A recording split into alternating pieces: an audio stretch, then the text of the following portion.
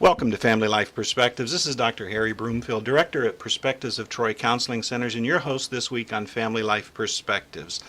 We're so glad that you've joined us this week because we have a special guest, Dr. William Guy, and then his guest, a very special guest in studio this morning.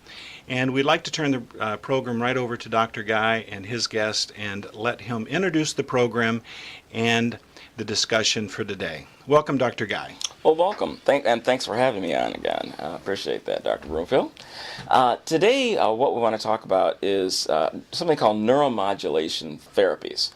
We have been treating depression and mental disorders for a long time now with medications, and there have been quite a number of advances in medication, especially for things like depression and anxiety, schizophrenia, and so forth.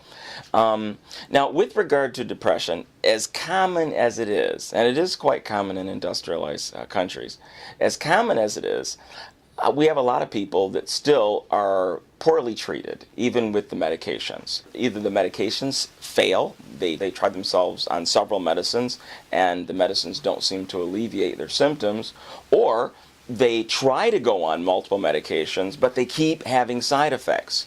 So the more common side effects are sexual side effects, especially in women, and then you have upset stomach because there are serotonin receptors in the stomach. And when you increase serotonin in the body, it can upset the stomach and result in nausea and vomiting and so forth. Medications have systemic effects. The drug goes throughout your body, and because of that, we are prone to things called side effects. Fortunately, the majority of people aren't so burdened with side effects that they can't take the medicine. But there are some people that fall into the cracks. What do you do? What do we do with those people? Well, recently we've had a number of advances in something called neuromodulation. Neuromodulation is where we somehow electrically stimulate various areas of the brain to get the same benefits or the same effects that we would have gotten with the medicine. And in some cases, and in many cases actually, the neuromodulation techniques for treating certain mental disorders is actually better than the medications with fewer side effects because you don't have those systemic side effects. One of those treatment modalities is called Transcranial Magnetic Stimulation, and TMS for short. In transcranial magnetic stimulation, what we do is we use a high-frequency magnetic coil. We put it over the part of the brain called the dorsolateral prefrontal cortex. That coil stimulates that area of the brain. Electricity is generated in that area of the brain, and because of that electricity, it actually stimulates the executive functions of the human mind. Now, the executive functions are planning, organization, memory recall, focus, time management, and strategy. These are all part, as well as working memory, these are all part of that front part of the brain, of the it's called the prefrontal cortex. But in transcranial magnetic stimulation, we stimulate with this particular kind of device. Now, today in the studio, we have a patient that's actually come through our program, whose name is Mercedes, and she was suffering with pretty severe depression, and had been on several medications with poor results. And she's volunteered to discuss her story with this particular treatment. Welcome to the studio, Mercedes. Thank you. I'm happy to be here. I'm glad you're willing to do this. Could you tell us a little something about what your experience with your depressive illness? Yes, when I started the treatment, I had a lot of negative thoughts in my head. Okay, this is before you got the yes, treatment. Yes, before. Okay. How long had you been getting treatment for depression before we came across TMS? Since I was 28. 28? Okay. Yes. Was there a particular event that started the depressive problems? I think, my daughter was born at that point in time. I knew I had a problem with depression since I was 18. I see. Okay. But not clinically diagnosed until the age of 28. I see. Okay. And then with the birth of your daughter, it sounds like you had some postpartum depression afterwards. I Yes. see. And that wouldn't relinquish. When did you first start getting medication or treatment for your depressive illness? At the age of 29. 29? Yep. Okay. And can you tell me what medicines have you been tried on over time? You know, if you name a list of depression medications, I probably would recognize 90% of them. Okay, like Paxil, Prozac, Zoloft, Effexor, Celexa, Lexapro. Yes, yes. Okay. Although I don't know how to pronounce them, but I do recognize. Yes. Yeah. So you've been. What were? Was it that they just didn't work, or that you had side effects to them, or was it both? I think both, really. I mean, they work for a certain time, and I have a lot of side effects, like being low energy in the morning and not getting my job done as efficiently as possible. Yes. All right. That can happen. Yeah.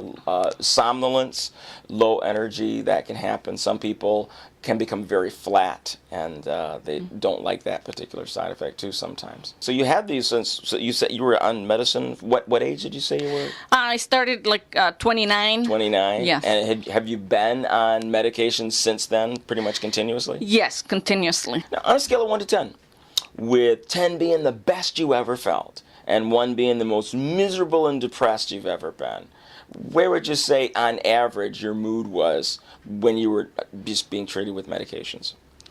I think maybe like a 5. A 5? Okay. Yeah. What we like to hear in my office, what I like to hear is people say, if they're averaging 7 or above, I leave them where they are, because that's normal. That's what people normally describe themselves. 7 or 8, that's fine. That's exactly where we want people. At a 5, that means that there's still some residual depression that needed to be treated. How did your depression affect your work life or your personal life? Wow, quite a bit. I mean, I do the best job that I can, but in a technical field like I am, you have to be. What do you do for a living? I'm a programmer analyst. Okay. So the focus and the problem solving is very important in my field, and I was never able to achieve, what I wanted to achieve. Okay. And also in my personal life, I was, I didn't feel good about myself 50% of the time, so it was very hard for me to be close to my husband. Even though we have closeness, but it just it prevented me from being more closer than I thought I could be. We have to take a break right now, but after the break, we'll come right back and pick up where we left off here.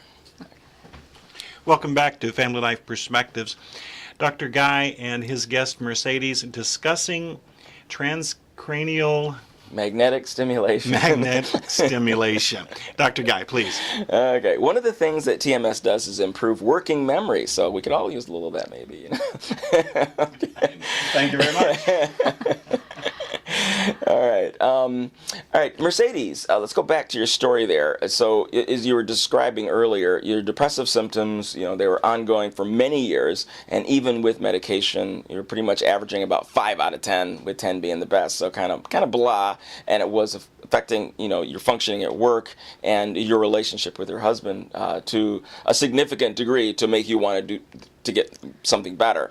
So you went in, actually came to our office, and has been treated with TMS, with Transcranial Magnetic Stimulation. How did it feel when you got into the chair? Could you describe subjectively what the experience was like? Yeah, particularly when I started, I felt like my depression was a 2, just because of some incidents that happened at work. Okay. But when I went into the chair, I was looking forward to getting better. I had a lot of hope, and it was, it's not something that is very comfortable, but it's something that you get used to. Okay, I've actually when we first got the device, I got in it myself to see what it felt like, and it's kind of like a woodpecker just kind of knocking on your head there a little bit. It's 4 seconds on, 26 seconds off, 4 seconds on for about a half an hour per treatment, and it's about 20 treatments altogether. So, but what happens as it's doing its thing there is it's actually stimulating the prefrontal cortex, which again is responsible for those executive functions. That's the part of the brain that allows us to problem solve. By enhancing our ability to problem solve, our own brain's ability to turn off anxiety is enhanced, to turn off depression is enhanced. And that's the principle behind it, at least. What were your experiences with regard to your mood and your thinking as you went through this process? I experienced a lot of normalized emotions. Before I started the treatment, when something bad occurred in my life, I always just said, oh my God, I don't know if I'm going to make it through. This is awful.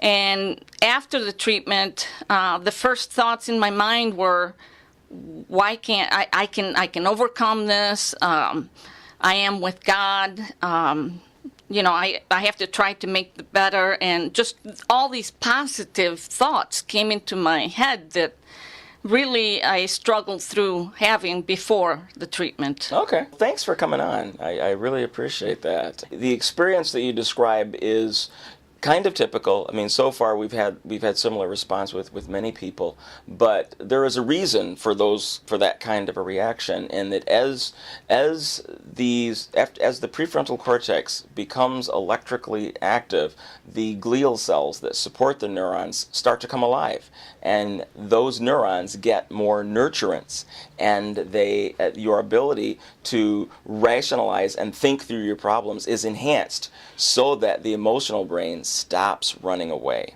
And it stops running away with things. And so before, you were more likely to have your limbic system hyperactive. But with the system, it sounds like it's done a pretty good job at bringing that under control. Dr. Guy, Mercedes, thank you both for being here today. Our time's just evaporated.